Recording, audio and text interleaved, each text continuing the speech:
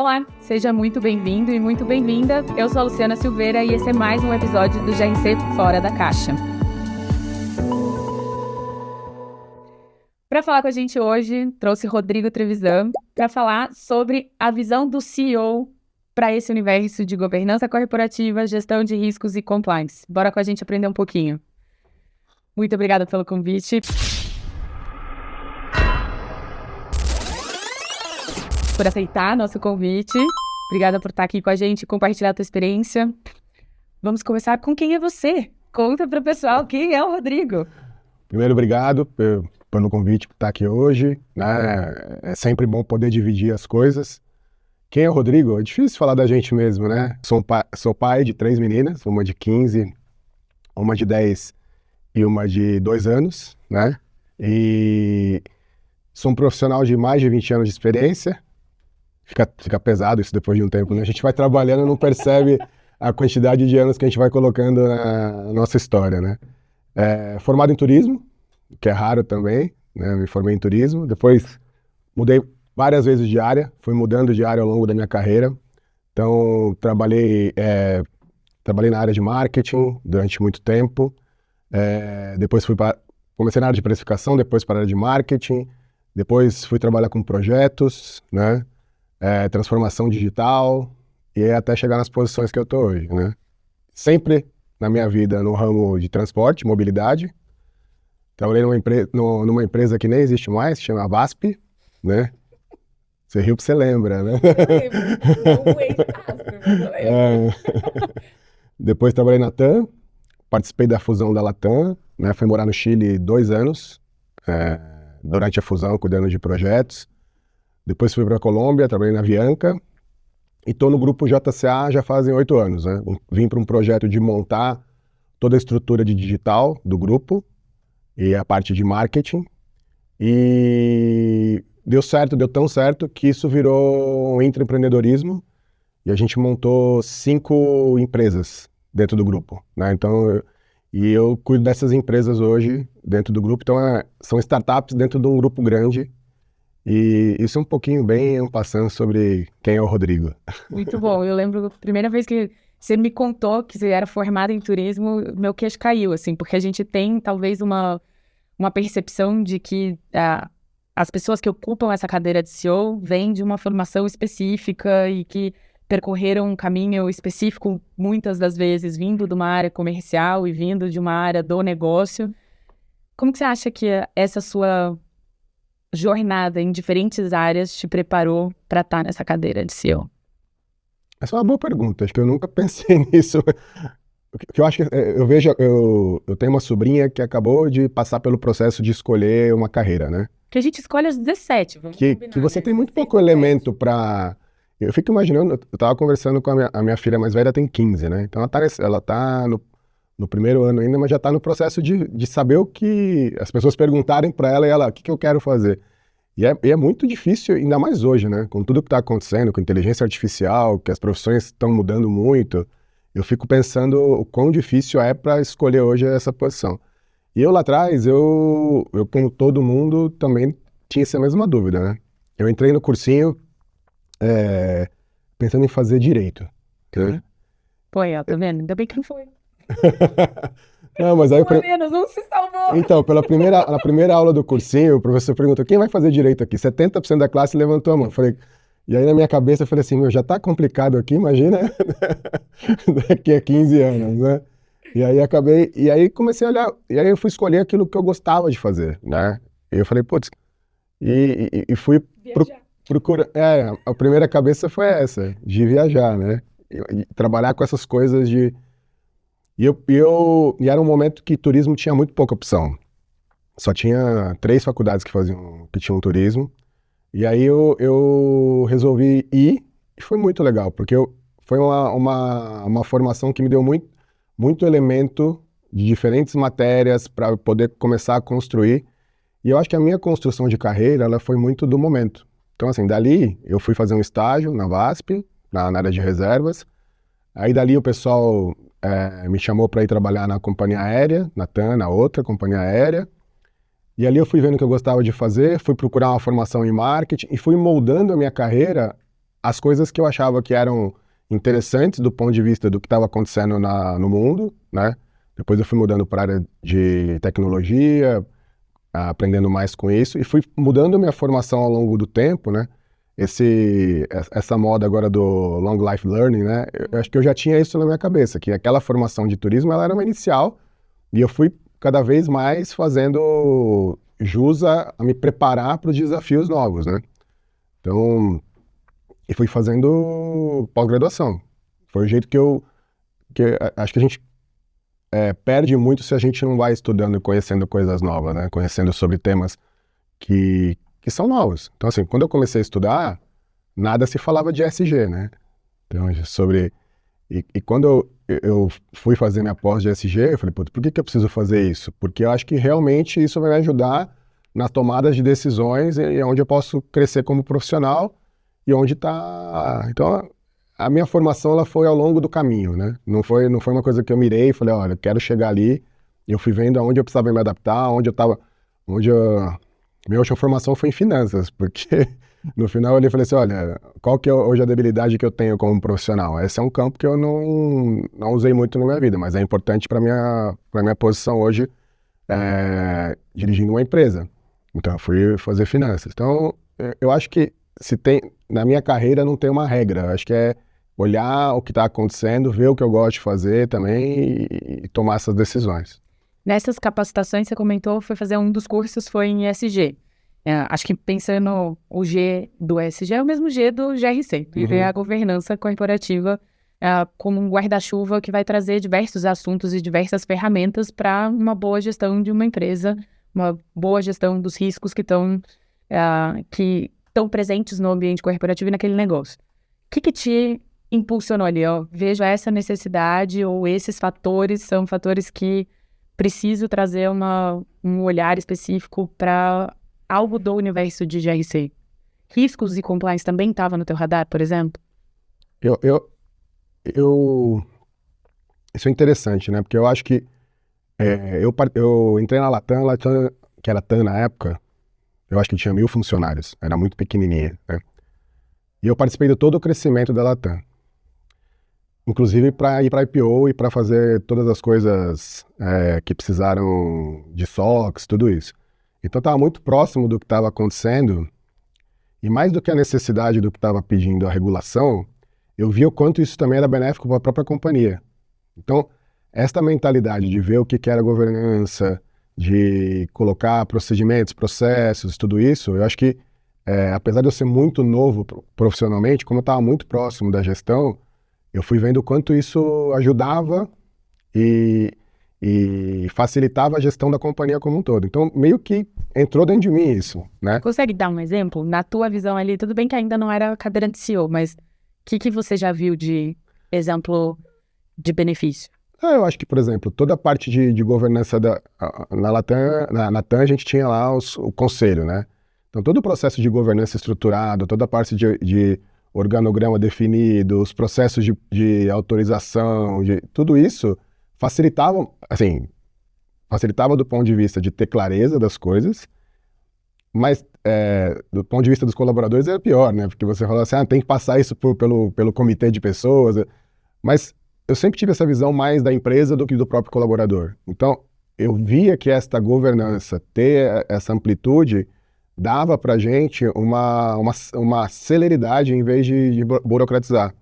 Então, porque deixava mais claro quais eram os papéis. Então, tinha muito pouca dúvida sobre quem era o papel. Você podia discutir a decisão, mas os papéis e responsabilidades dentro dessa governança ficavam muito mais claros, né? Que eu vejo, depois trabalhando em outras empresas de dono que não tinham essa governança, ou conversando com gente do setor, fica mais difícil, né? Porque você, principalmente em empresa de dono, você não sabe até onde vai o seu limite de poder tomar as decisões. Tem a caneta, né? Quem que aprova? Vai ser sempre o dono. E aí fica complicado, né? Então, eu acho que isso foi uma coisa que eu vi. E também, do ponto de vista de executivo, também, já nesta época, o quanto isso também me ajudava a garantir, porque eu sempre trabalhei em ambientes muito regulados, né? A aviação é muito regulada. Verdade. Né? Então, por exemplo, Hoje é a ANAC, né? A agência que cuida das coisas. Antigamente é o DAC, com os militares que cuidavam disso. Então sempre teve regra de preço, sempre um ambiente muito regrado. E eu via que quando a gente tinha isso tudo muito detalhado, tudo muito dentro da governança, para mim como executivo também, era um seguro, né? Que eu também, porque você sabe como funciona, né? Esses ambientes, qualquer momento pode vir uma pedrada de alguém te acusando de alguma coisa. Então acho que a minha carreira foi sendo construído dentro dessa, por isso que eu falo assim, o tema de governança para mim, o tema de riscos, não foi que eu sentei e falei, agora isso é importante agora. Eu acho que isso foi sendo plantado ao longo da minha carreira com esses ambientes, né? E o risco e compliance também, né? E a gente tinha na TAM uma pessoa de compliance que era ótima, né? Que era a Cristina. E eu lembro que a primeira vez que a gente ouviu falar disso, eu sentei com a Cristina, ela contando, eu falei, nossa, Cristina, tudo isso é que a gente não pode fazer, né? Me diz então o que a gente pode. Me diz o que a gente pode, né? E acho que a Cristina tinha uma coisa na época que não, veja bem, isso é o que você precisa saber, mas vamos construir as coisas, porque eu acho que isso é um papel importante também da área de compliance, né? Não é só dizer não pode fazer, né? É como que a gente constrói as soluções, porque eu acho que o grande dilema que a gente tem sentado numa cadeira de CEO ou numa cadeira de executivo é que você tem que tomar decisões e geralmente, quando você pergunta para o jurídico diz que não pode, né? É difícil você achar por isso que eu acho ótimo o tema, né? Fora da caixa, né? Porque é difícil você achar alguém que tenha cabeça de negócio. Porque só não pode não é a resposta, né? Assim, como que a gente constrói uma solução que não fira aquilo que a gente tem em termos de regulação, do que é possível, e possibilite que o negócio atinja seus objetivos, né? Porque o negócio que não atinge seu objetivo não tem lucro e não vai prosperar e não vai trazer aquilo que a gente precisa para a sociedade. Então, do ponto de vista ter essa profissional que sentava e ajudava a gente a construir soluções, né? Nossa, foi um grande aprendizado, né? Então, toda vez que eu mudei de empresa, eu falava assim, olha, vem cá, vamos... Eu já tive uma profissional que funcionava assim, você pode me ajudar a construir essa relação também, mostrar até que ponto a gente pode ir, como que a gente constrói essa solução, né? Então, eu fui muito amplo te respondendo, mas a construção é desde a minha formação lá no dia a dia. Mas essa ideia, esse último ponto é bem legal no sentido de você ter vivenciado uma realidade que hoje, na cadeira executiva, você, inclusive, repassa para as pessoas que estão nessa área a tua expectativa da forma como eles vão atuar, seja o jurídico, a área de gestão de riscos, a área de compliance, se tiver junto compliance com o jurídico, é o mesmo mindset, né? A mesma forma de pensar e também uma forma de provocar eles a comunicarem esses temas alinhado com o que você espera de interação com o negócio. Pensando na volta, você pediu para eles, essa é a minha expectativa. O que você, dada essa expectativa, o que você espera que eles te tragam? As áreas de GRC, te trazendo indicadores, te trazendo informações para a sua cadeira de tomada de decisão, o que você espera de volta?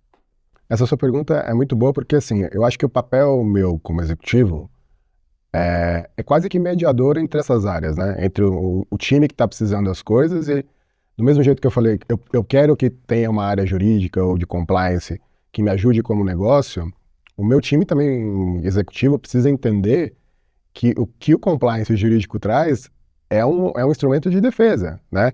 O contrato, que às vezes as pessoas nem leem, ele serve... quando você está fazendo um contrato, quando você está fechando um negócio, é ótimo, né? É igual um casamento, né? Você vai descobrir... Quantas vezes já se... Quantos contratos você já encerrou? Não, só uma vez, mas e foi tudo bem, né? O fato é, você descobre realmente como que você negociou na hora, quando você tem um problema, que aí você vai buscar o contrato, né? E o contrato bem feito, ele é pensado na hora que você está com um problema. E talvez para a pessoa executiva, escutar do jurídico, olha, tem que mexer nessa cláusula aqui, porque se acontecer... Não vai acontecer, o cara é meu amigo, né? A gente tá... Então, também os executivos, o pessoal de linha de frente, a área comercial, as áreas de apoio, elas têm que saber que esse pessoal está pensando quando dá problema. E tem que apoiar eles também para as discussões estarem nesse sentido. Né? Eu vejo muitas vezes, mas foi o jurídico que está travando o contrato, foi e voltou 5 vezes. Você está fazendo a sua parte? Eu acho o que eu vejo hoje, e vou diferenciar diferentes profissionais na empresa, tem profissionais que não são dessas áreas, mas já estão preparados para, na própria negociação com os fornecedores, por exemplo, já vir com uma série de coisas já negociadas, tentando preservar a organização, né? Então, eu vejo que para o profissional de GRC, tem essa questão de olhar mais o negócio, e o negócio precisa também estar disposto a escutar o que está sendo feito. Porque muitas vezes, eu às vezes desafio, né? Que é uma parte do GRC, né? Assim, geralmente vem assim, não faça isso. Né? Então a gente vai falar, tá bom, não faço isso. Mas se eu fizer, qual o risco? Né? Que é a pergunta que você tem que fazer. Eu sempre pergunto pro meu time, qual é o risco de fazer? E aí, o executivo tem que saber qual risco ele quer assumir. Né? Então, fala assim, olha, eu estou disposto a assumir até esse risco. Porque senão fica uma conversa de maluco, né? Um dizendo que não pode, outro dizendo que não vai e não fecha um contrato. Então, assim, por isso que eu falo, o papel de mediação da direção é saber, dentro desse desenho todo, qual o nível de risco que a gente quer assumir dentro da organização. Uns eu consigo, outros eu tenho que subir para o meu chefe, e outros, às vezes, para o conselheiro, para o dono, para saber a organização, até onde a gente pode assumir algum tipo de risco, né? Você comentou que hoje começou como uma jornada de intraempreendedorismo, né? Hoje você está dentro de um grupo, mas como CEO de uma das empresas do grupo, uma startup, que, se entendi corretamente também, é uma estratégia de inovação dentro desse grupo. Sim. Como que o GRC se conversa em termos de apetite a risco que você colocou do seu negócio e o negócio do grupo? Essa é uma baita pergunta, acho que nunca me fizeram. Eu vou voltar a 3 casinhas para explicar um pouquinho como que funciona a organização do grupo e como que a gente chegou até aqui, né? Eu participo eu faço parte de um grupo que eu chamo Grupo JCA, né? É um grupo que tem mais ou menos 60 anos, que foi fundado pelo seu Gelson, que é um grupo familiar. Eles são donos ainda, né? É uma empresa de dono, que já desde o começo dos anos 2000 resolveu ter executivos e fazer uma formação de governança. Essa empresa, né, o Grupo JCA, tem empresas de mais de 100 anos, quase 100 anos. Então a gente tem a Catarinense, que você conhece lá em Santa Catarina, que é uma empresa que tem 97 anos. Então você imagina o quanto de coisa já passou nesta empresa. E esse é um setor, quando eu vim para cá, e a empresa, por ter essa governança, a gente trabalha desde 2010 com ciclos estratégicos. Então, a gente faz ciclos de 5 anos, né?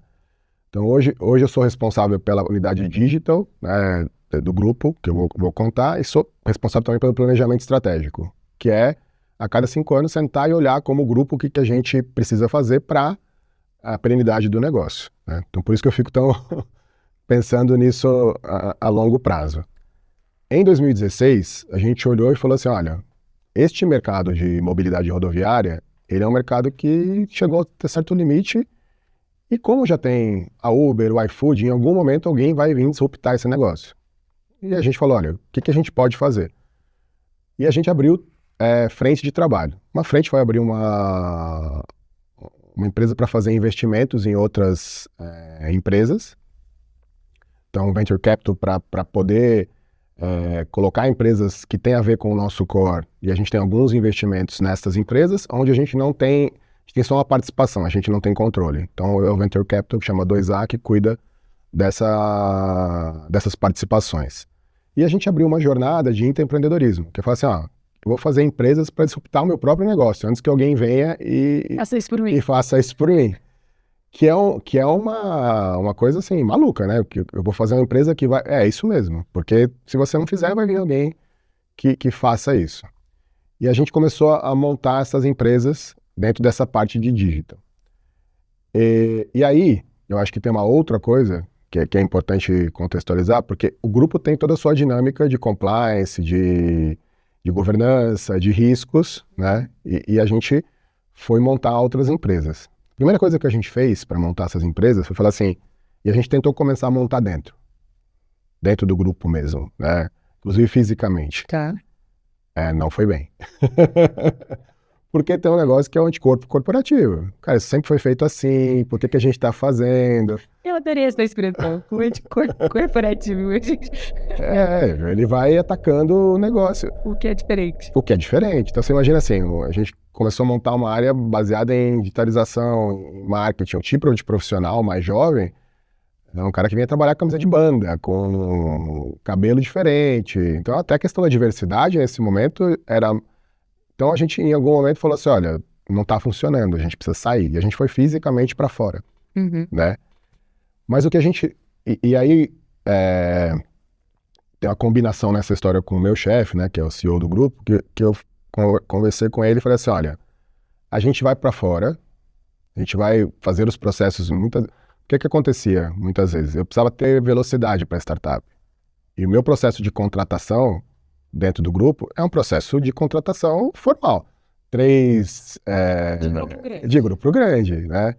Então não é porque o pessoal não queria trabalhar, é porque o nível de velocidade que a gente precisava para fazer as coisas da startup não era o nível de entrega que a gente tinha dentro do grupo. Que era bom, não era ruim, mas não era o que a gente precisava. E aí acho que tem uma combinação do bem, que é assim, vamos tirar, né, fazer isso, vou fazer contratações ali, vou fazer, mas não vou perder a cordão umbilical com o grupo, né? E aí o que a gente fez? A gente trouxe uma pessoa, por exemplo, vou falar da área de compras, por exemplo, a gente trouxe uma pessoa para fazer as compras, tudo, mas o pessoal do grupo me auditava. Uma boa dica, né? Porque você colocou, já são duas realidades diferentes. Como que eu equilibro? Eu deixo eles satisfeitos, mas eu ganho a minha celeridade. Isso, e até me resguarda, né? Porque eu também, por mais que seja uma startup que tenha pouca gente, eu não estou vendo todos os processos, né? Então eu falei, vem cá, me audita, olha se a gente está fazendo certo, vem cá de vez em quando, e a gente estabeleceu o processo de auditoria, mas deu essa celeridade para a gente fazer. E em várias coisas a gente foi, né? Eu brinco que, e na parte de governança, eu nunca deixei de reportar para o conselho como essa startup. Então, e aí eu digo o seguinte, né? Que nessa parte de GRC, a gente quando vai fazer uma prova de conceito, né? A gente fala que é um MVP, né? Um Minimum Value Product.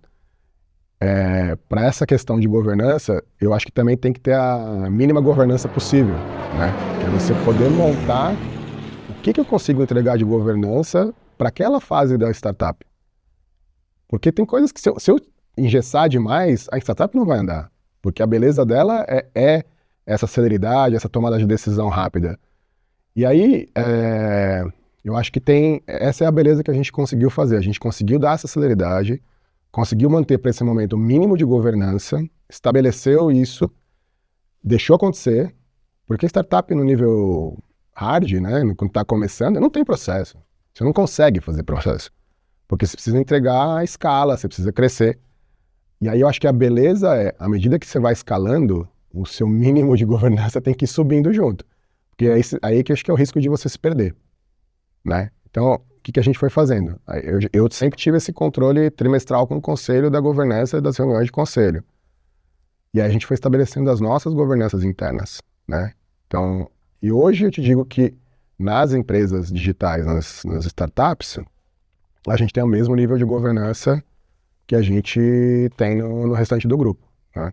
Então você já mudou, você já evoluiu, passou de fase daquela MGP. A mínima governança viável. Já evoluiu. Quais foram os sinais para você? Assim, agora eu preciso passar de nível de governança. Eu acho que é o risco, né? Quanto mais tu tá... Porque assim, quando você... Qual que é você pode ter... Você é uma expert nisso, mas o risco pode ser medido de várias coisas, né? As exposições... Convidei o pessoal tá de paraquedas. Não, essa eu vou falar. O risco, um dos riscos que a gente tem são os riscos financeiros, né? A gente nessa jornada, a gente nunca colocou riscos regulatórios em jogo, né? Então, a gente sempre fez a coisa dentro das 4 linhas corretamente. Isso é muito importante nesta jornada, né? Tem startup que não faz, tem startup que muitas vezes começa, inclusive, quebrando riscos regulatórios. Você pode ver uma Uber da vida, ela foi trabalhar no começo dentro de uma brecha da lei e ali e fazia parte da proposição de valor que ela estava querendo criar e depois ela foi se adequando. A gente a gente decidiu que nas nossas rupturas com o modelo, a gente não ia sair de dentro daquilo que era a regulação das 4 linhas. Então isso é bem importante. Onde o risco começou a crescer para a gente? A hora que eu coloco muito volume para dentro. Então, se eu tenho uma empresa que fatura 100 mil por mês, é um nível de exposição, né? Essas empresas, à medida que elas foram crescendo, hoje essas empresas faturam mais de 150 milhões por ano. Então, se eu não tiver governança numa empresa que fatura essa quantidade de dinheiro, então, para a gente começou a ficar, esse alerta acendeu à medida que a gente foi crescendo o faturamento. Sim. E isso para a gente era uma exposição maior, né? Porque tinha mais gente envolvida, tinha mais cliente, mais outras questões relacionadas. E eu acho legal você falar isso porque é até uma dica para os próprios profissionais de GRC, de eles acompanharem isso como um indicador, a ponto de provocarem na linha executiva uma preocupação de precisamos melhorar a nossa governança porque estamos assumindo mais risco com faturamentos mais altos e com um crescimento do negócio. É um bom ponto de atenção. Esse é um dos principais, você tem outros, né? Então, assim, eu tenho mais cliente, eu tenho mais exposição, por exemplo, a Procon, a outras coisas que podem viabilizar o negócio também do ponto de vista do consumidor. Então, mas esse do faturamento, acho que ele é muito claro, ele aparece muito, e aí a gente foi se estruturando para poder fazer isso. E aí foi batendo numa outra linha que a gente foi buscando o break-even também, né? E quando você vai buscando o break-even, você vai querendo melhorar os processos. Você cria, você gera muita demanda, e para gerar essa demanda, você vai fazendo as coisas, às vezes, sem ter os processos definidos, e depois que você tem isso, você precisa ir regulando os processos, porque senão não fica mais sustentável, né? Então, eu acho que são coisas que vão vindo quase juntas nesse processo de chegar ao break-even e aos números que a gente queria. Então, hoje, a governança nossa é a mesma do grupo. Então, a gente não sai nada fora das linhas do grupo. Pensando numa outra interação que você, com certeza, tem pela sua cadeira executiva, que é com conselho. Numa fase inicial de startup, ainda lá no MGP, adorei, assim. Você tem um reporte que é focado em vários indicadores do negócio e alguns poucos indicadores até pelo próprio estágio de maturidade da governança. E isso depois vai aumentando. Você sente que os conselhos também acompanham essa exigência de evolução dos temas de GRC e aos poucos eles vão solicitando cada vez mais informação para realmente entender que o ambiente está protegido, é seguro o negócio? Tem uma provocação do conselho também em relação a temas de GRC para você? Eu acho que vem, e acho que isso vem aumentando, né? Hoje eu sou executivo numa ponta e sou conselheiro numa outra startup nossa, né? Ai, que legal. Então, eu quero saber, eu mesmo irei nesses lados aí, conta. Aí o executivo de lá que sofre um pouco. Porque... E você ainda fala, eu já estive no seu lugar. Sei bem como é, né? Eu acho que do ponto de vem crescendo, né? Essa preocupação até por conta da própria profissionalização do conselheiro, né? Então, os diversos cursos que a gente tem, nos diversos institutos, têm ajudado a colocar na pauta esse tema e eu vejo nesse conselho mesmo que eu atuo, os conselheiros que vieram agora junto comigo, tem ali a sua agendinha de coisas que tem que pedir, né? Que é fruto desse estudo e dessa parte de profissionalizar o mercado. Então, no nosso grupo, né, como é um grupo familiar, eles têm uma outra preocupação, né? Também, porque é o nome deles, né? É o nome de 60 anos, é o negócio, é a fonte de receita deles, né? Então, eu acho que tem essa questão também de estar, e eu vejo eles muito forte nisso, né? A gente é muito cobrado em relação a essas questões, né? Mas eu vejo em geral, olhando o mercado como um todo, onde eu atuo, que isso é uma questão que vem cada vez mais crescendo e, assim, é essencial a gente entregar isso como executivo, né? E você, como conselheiro, interage com os executivos, que você direciona para a linha executiva? As minhas perguntas são, como é um negócio que é parecido com o que eu atuo, né? As minhas perguntas são muito direcionadas aonde eu sei que pode dar problema, né? E chamar atenção para isso, né? Então, assim, para mim, onde é chave a gente ter muito controle? Do ponto de vista regulatório.